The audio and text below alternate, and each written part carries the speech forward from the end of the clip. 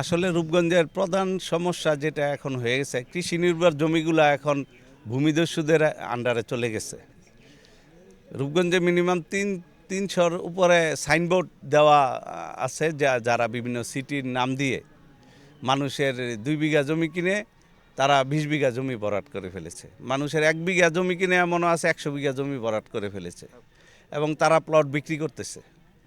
তো সাধারণ মানুষের জায়গা জমিগুলা তারা শুধু ভরাট করছে তাই না, রূপগঞ্জের যে খালগুলা, যেই খালগুলা নদীর সাথে গিয়ে মিলে গেছে, সেই খালগুলা পর্যন্ত তারা ভরাট করে ফেলেছে। এতে করে যে জলাবদ্ধতার সৃষ্টি হয়েছে, রূপগঞ্জের বিভিন্ন আনাচে কানাচে, আপনারা জানেন এখন বৃষ্টির মৌসুম শুরু হচ্ছে, মানুষের বাড়িতে হাঁটু পানি হয়ে যায়। তারা মসজিদে যাবে এই নামাজ পড়তে, একটা ভালো কাপড় পরে সেটা সম্ভব না। তারা একটা রুগী নিয়ে ঘর থেকে বের হবে সেই পরিবেশ রাখেনি।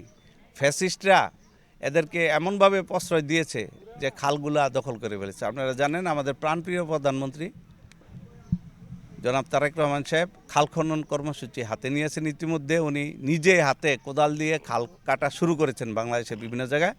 আমরা আশাবাদী যে এই সরকারের মাধ্যমে সেই দখলকৃত খালগুলা আবার পুনরুদ্ধার যদি হয়, হ্যাঁ, এবং তাহলে এই জলাবদ্ধতা নিরসনটা হবে ইনশাল্লাহ, এবং মানুষের যে দুঃখ দুর্দশা সেটা অনেকটাই কমে আসবে। আমাদের এলাকায় কবরস্থান পর্যন্ত মানুষ যেতে পারে না।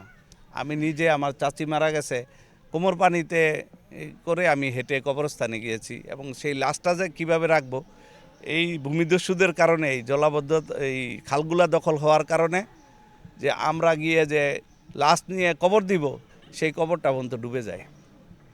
তো আমাদের প্রাণপ্রিয় প্রধানমন্ত্রীকে ধন্যবাদ জানাই যে উনি খাল খনন কর্মসূচিটা হাতে নিয়েছে, এবং পাশাপাশি রূপগঞ্জ একটা ইন্ডাস্ট্রিয়াল জোন, এই এলাকাতে বিদ্যুৎ গ্যাসের যে সরবরাহ আছে এটাকে নিরবচ্ছিন্ন করতে হবে।